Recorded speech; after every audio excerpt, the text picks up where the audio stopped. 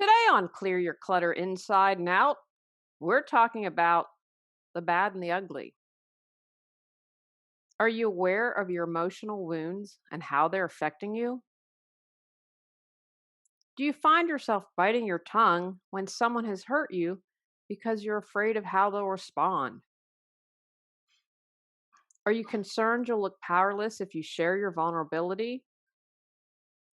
Learn to open up to examining the not so good stuff as we continue our month focusing on growing into who you're meant to be. Do you control your clutter, or does your clutter control you? On Clear Your Clutter Inside and Out, we'll teach you awareness as well as action steps to create change in your life. Come on, let's get started. Today's episode was inspired. I've used this for several episodes. I almost should give it credit for inspiring the entire month of March when a podcast reviewer got angry at me when I brought up how a toxic relationship can be abusive. This is year 8 of the podcast, and naturally, we're going to go deeper. When we shy away from the muck and the yuck, it keeps us stuck. Oh, I sound like Dr. Seuss there, and we can't go forward. And I might have mentioned this because I feel really strongly about it. If I ever stop growing and learning and sharing my challenges and going deeper, stop listening or watching. I'd be really unhappy with myself if this podcast had stayed the same as it was 8 years ago. Not about the surface, my friends. The world needs us now more than ever sharing our gifts, and we're not going to be able to get to that if we don't deal with the not so good stuff. But again, I don't like talking good and bad and coming from a place of duality. When you clear that muck, is it bad if you are able to heal? Because healing's good. So I'm going to encourage you to kind of shift your perspective a little bit and look at it as something positive. Today's episode was also inspired by my Reawaken Your Brilliance interviews and from my own experience. It is easier to examine your wounds than holding back all that energy and shoving them down, not acknowledging them. When I look back on a lot of my life, that supported me in clearing clutter, like when I did all those interviews with Reawaken Your Brilliance, I believe that allowed me to meet Tony. Doing all that work was preparation for meeting him. I wanted to be the best version of me to attract a really awesome guy. I just had my annual reading healing with my mentor, Judy, and I've had a couple of podcast episodes with her, and I'd encourage you to check that out. And I want to remember to validate all your feelings because I was having a moment and she said, all feelings are valid. And I want to remind you that. And she said, but then we want to take the next step. Remember, rise above. I just no momentarily need to go bleh and purge it all up. So don't make any emotions you're feeling good, bad, right, wrong. How letting our wounds fester causes clutter. Energetically, it affects us. People pick up on things. Even if you aren't able to express it, you're attracted to certain people. I know you've all met somebody like, ooh, I just know, don't want to be around that person. You might not be able to articulate why, but you're picking up on the energetic cluster. And if people are kind of like a garbage dump because they keep stuffing stuff down and aren't owning and acknowledging, you're not going to want to be around that. You feel good when your chakras are clear. I've done a sound healing before, and it has been one of the most amazing experiences I've had in my life. And you can really tell a difference. If you get someone who is a really good sound healer, like I said, half the body when it was done, and the other half was like a feather and a lead ball. Create physical clutter because you're buying a lot to plug up something instead of examining. Well, I won't examine why I'm sad, and I'll just buy a lot of clothes. Creates emotional exhaustion with the drip, drip, drip at the back of your head. You know what's going on. You know there are things to examine, but you're not fooling doing that, but they're not going away. So they're still involved at some level. It can create mental clutter because it's at the back of your way in some way, shape, or form because you know it's there. And obviously, it's going to create spiritual clutter because you don't grow. You're blocked. Had I not dealt with some of the bigger issues in my life, I couldn't have written about it. I couldn't have started the next adventure. I'm in the planning stages and very excited and just am really excited, but I had to do that deep down work. I had to clear that clutter. And remember, it's a process. Before I believe that, oh, there's this end. I wouldn't say that I thought I'd become enlightened, but I always thought, you know what, there's going to be this break. It's going to happen. We're not going to have to worry about it. I'm going to reach this place and then the growing is done. Mm-mm-mm-mm-mm. How has not examining your wounds created clutter for you? First, what are some of your emotional wounds? I talk often about that I believe it's when you dig deep, it's about feeling not good enough, not worthy enough for love. And that's how I'd personally sum it up. And you might use different language. Maybe you feel disapproval, invalidated, rejected, misunderstood, not listened to, invisible, inadequate, or perhaps you feel defective, insulted, disparaged, or discounted. Maybe you feel like a failure or loser, or that you're undeserving, guilt or shame, or that you're a bad person. What resonates with you of that list that I just shared? Marinate on that for a bit. Why are we afraid to examine the hard stuff? We're afraid of pain. That's understandable. Mentioned earlier about all the energy to hold back on all of that. You really aren't aware of it until you release it. It is freeing. You feel lighter. I got my hair cut yesterday after a year of not getting it cut, and I should have taken a picture because pile of hair that she thinned out, she was like, "Yeah, you have thick hair." And I felt like I lost 20 pounds yesterday because there was so much hair removed. And it's the same way with healing. When you free up that energy, you feel lighter. And it's been my experience, your self, ego, whatever term you use, really won't give you more than you can handle. I did the Clear Sight program, which was 14 months, and it wasn't until the end of that time I could say out loud the trauma that happened to me. I had also done enough work that saying it out loud didn't make my head explode. And there are a bunch of other reasons why I know that I could not have owned it or recognized it until that point in my life. And I was okay with that, but boy, was that freeing. And then the next step after that was okay, I have this knowledge. Now, how do I heal? What do I have to do to release it? The thing is, you have to do the work. You can't not do the work. And you have lots of people, lots of resources to support you on that journey. You do not have to do this alone. I think, especially in America, we're like, oh, rugged individualism. Now, you need your support team. Now, I personally believe I have angels, guides, other a whole support team from the other side helping me. And, depending on what your religious or spiritual beliefs are, I encourage you, write out your team. Who's got your back? I also one year did an exercise where I created my mastermind and I took pictures from they were living or dead people. I'm like, you know what? I want to consult with them. And as I'm saying this, I think when I get settled, that would be another really good idea. And that I would just talk to this team. So maybe that's something that will support you in moving forward and being willing to heal. You might be afraid that you'll look weak and that you'll be powerless. When before Athena crossed and I was talking to the animal communicator, it's fascinating to me how our animals support us. But she was said to me, you have this pattern in which I'm in the process of breaking.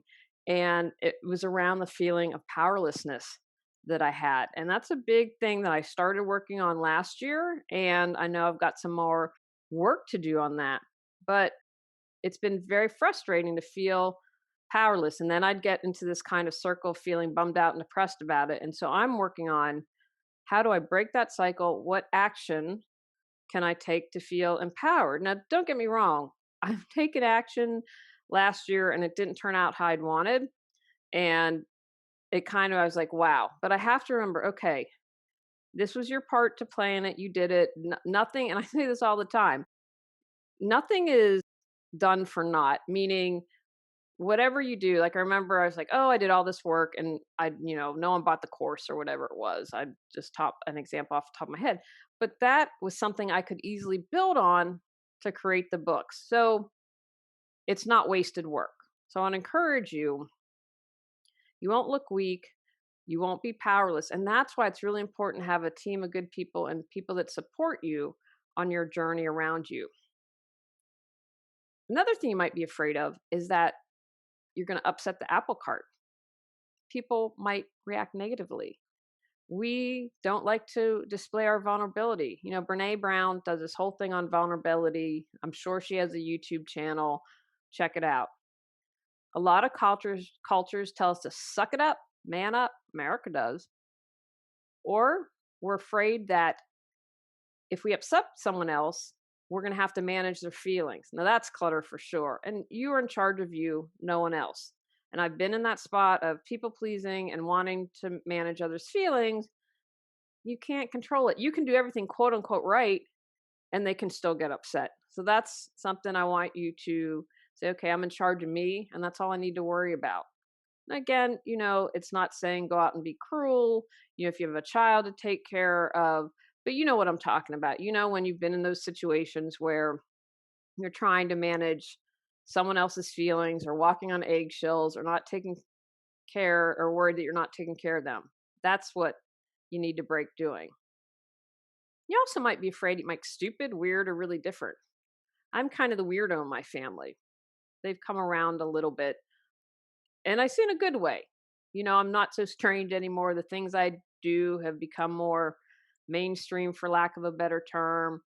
You have someone like Dr. Oz, who's a medical doctor, talking about energetic medicine being the next frontier. So it's becoming more mainstream. And you know what? Find your tribe. If someone thinks you're weird, oh well.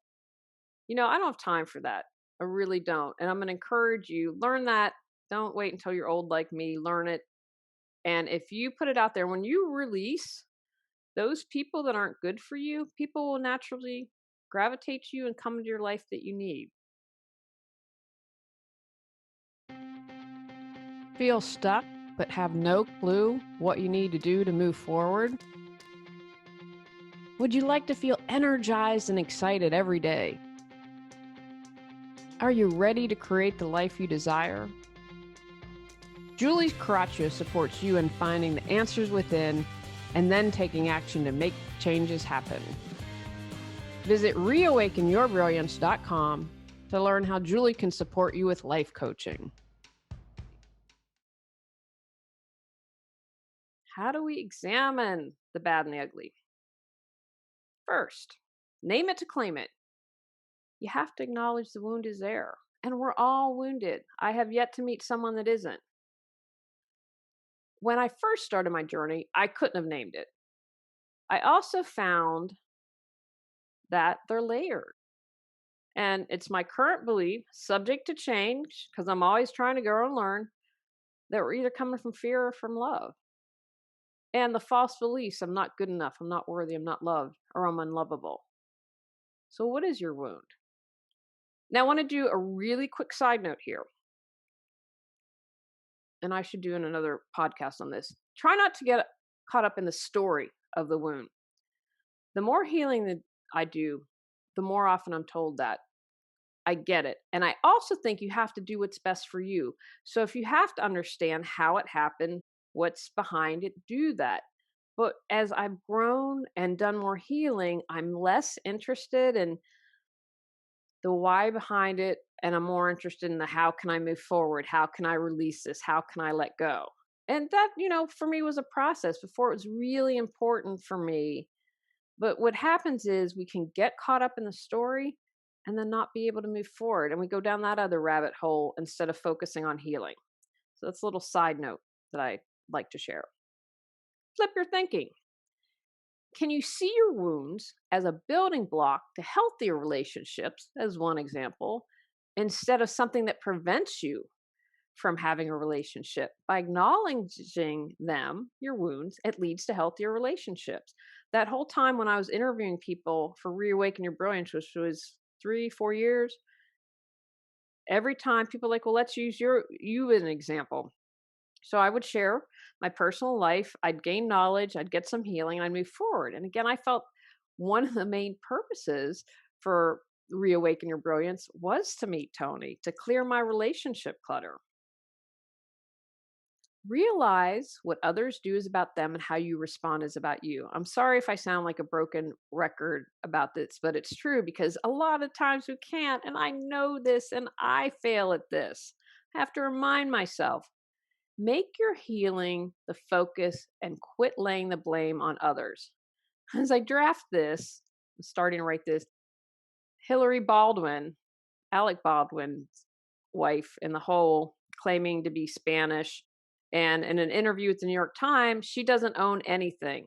It's the journalist's fault for misreporting. She never misspoke, blah, blah, blah, blah, blah.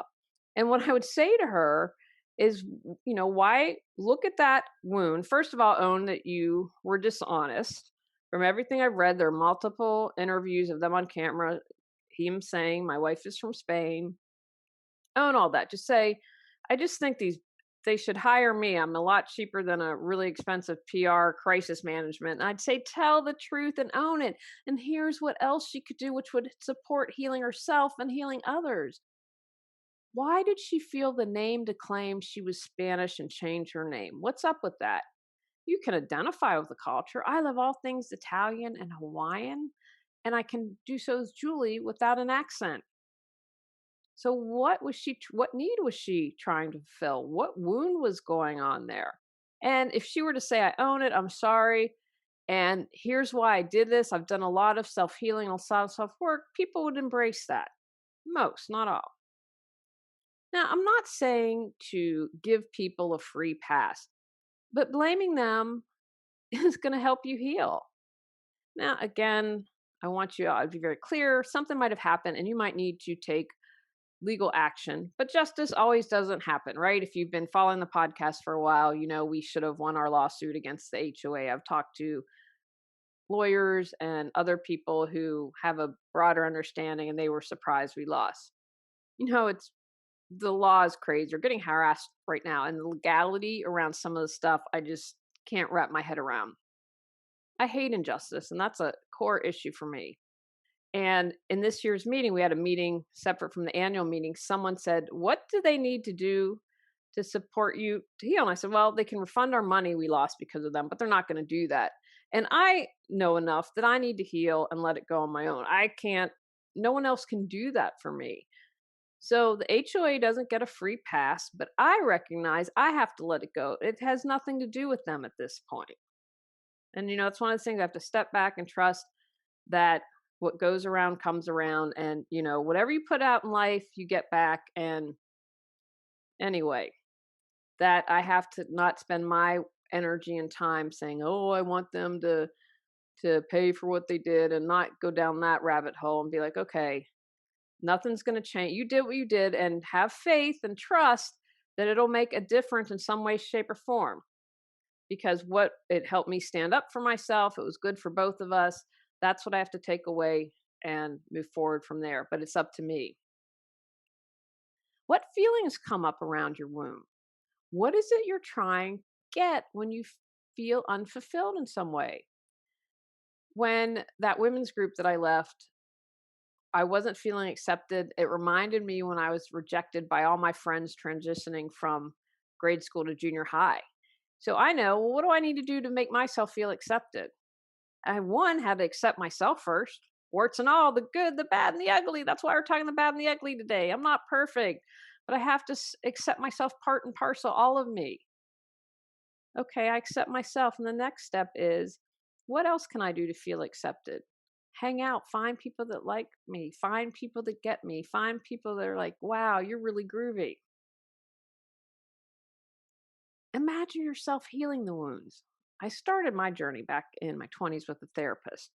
And she once said to me, and this was a great metaphor, and it's something that stuck with me from all these years. And she said, what I was doing is I'd pick at the wound, and I'd never allow it to heal. Let it scab. Isn't that a great metaphor? So it's like instead of picking that the HOA board gets what they deserve, let it go. Let that scab over. right? And then I can heal. And then I can examine, all right, this injustice, what else in my life is it bringing up when I've felt that I've stood up and justice hasn't been served? Really important, great self care during this time. If you are doing the work, I like to call them growth periods, it can be really mucky yucky. So, how are you going to take care of yourself? And if you have to take a break, do that. I don't work on myself 24/7. I definitely take breaks. I've taken a break from working one on one with someone to doing the plant medicine class, but that's healing me. I can't tell you, I'm just still blown away how doing this class is supporting me in healing. So I'm still doing my healing work in a different way. Get professional support if you need. No shame in that. I think that there's still, with some people, if you see a therapist or you see a coach, it's negative. Like, why can't you figure it out on your own? You need the professional support. There's no shame in that. It's A-OK. I want you to release the shame around that. I have some professional support in many ways, shapes, and forms. One foot in front of the other consistently. You can't dabble a little bit here and then quit, or dabble a little bit in another area. Here's the home analogy I would use. Sometimes when people are decluttering and organizing, maybe I'm looking at my office, I'll start on the bookcase and maybe complete a shelf. And like, oh, I'm going to go to the filing cabinet, maybe look at a couple folders. Oh, I'm going to go to the hutch and see what's in there. And so they dabble, but they never go deep. They never really declutter and they never really get organized. So it's about being consistent. If you're working on one thing, work on that and make progress. Again, everything's layers, but if you just do a little, maybe 5 minutes and then switch, it's not going to really create change. Remind yourself it's a process. All these layers. So it's going to take time, but that doesn't mean you can go forward. And think of it as a spiral. I'm really trying to continue to go up that spiral because I don't see things as a direct linear path anymore, because I go up and then sometimes I slide down. I don't do so well. But I get back on the horse and I go up, and then sometimes I reach past that and I go a little more and I keep moving and maybe slide down, but I'm continually moving forward up that spiral. The biggest wound for me from childhood still comes up, but now I can recognize it most of time. I talked a moment ago about feeling powerlessness and feeling like a victim, and that's why I still work on it. I'm also have been I knew this, I'm learning a little bit more. We probably have to do a podcast on this about generational wounds that are passed on. Read an article and it's really interesting, and I didn't relate it to something I knew. So that's something I'm stewing on, because that's something I believe that in the work, gosh, that I did all the way back in Clearsight. When you heal yourself, you can also heal the wounds from the ancestral, your lineage, because everything's energy. We're attached, even though we'll shed this physical body. Although I have to tell you, I did a virtual reality headset or whatever they're called the other night. Oh, wow. That was crazy. But for me, it was a perfect metaphor of my, at the moment, subject to definitely change is, again, I believe in reincarnation, but this multiverse, like everything going on at once, fascinates me. But it really brought home for me that, like, wow, if we're having all these different lives at once, the virtual reality explains that, like, okay, all right, I lost, I got killed or whatever, go on to the next life. Anyway, it was just a very interesting experience. Tools to deal with wounds as you move forward. Encourage you to have as many tools in your toolbox. But some things that can support you are to express how you're feeling. Someone hurt you, tell them. If it keeps festering, it builds upon that original wound. And even if someone has passed, you can do this. If someone hurt you and they've died, talk with them. Have a conversation. If you need to scream at them, that's A-OK. What is it that you need to express? And the more you do this, the easier it becomes. If you have to go out in the middle of nowhere and scream, do it. Don't avoid your problems. Deal with them head on. Again, all this stuff builds. All this stuff builds. And I think as I'm taping this. I did a special, didn't edit it, just put it right up this morning as I'm recording the response to DC and reminding people it's okay to take a break. But I believe that a lot of this stuff has festered for people. They didn't deal with their problems, don't express how they feel, and now it's exploded. So deal with your stuff head on, find support if you need it. I also believe healthy habits, such as gratitude, practicing empathy, self compassion, compassion for others, can really go a long way. And then reminding yourself you're not alone. No one is perfect. We all have our stuff. You aren't bad, different, a loser because you're dealing with stuff or haven't dealt with stuff. We all have our stuff. Take actions from today's podcast. Recognize how your wounds have created clutter in your life. Examine why you've avoided the bad and ugly parts. Write a list of your emotional wounds.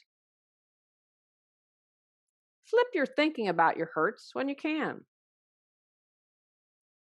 Take responsibility for your life, words, thoughts, and actions.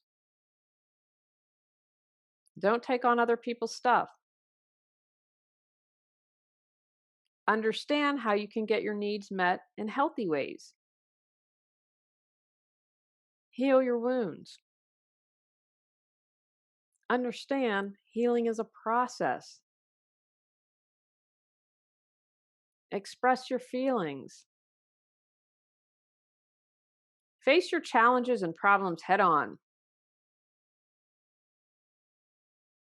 Create healthy habits. Continue to work on self-awareness, learning, and self-love. On our next episode, we're talking about where have you lost your humanity? Go out, clear your clutter to create the life you choose, deserve, and desire. When you clear your clutter, you can share your gifts with the world. Sign up for our free newsletter at reawakenyourbrilliance.com. If you've enjoyed Clear Your Clutter Inside and Out, please rate, review, and share us.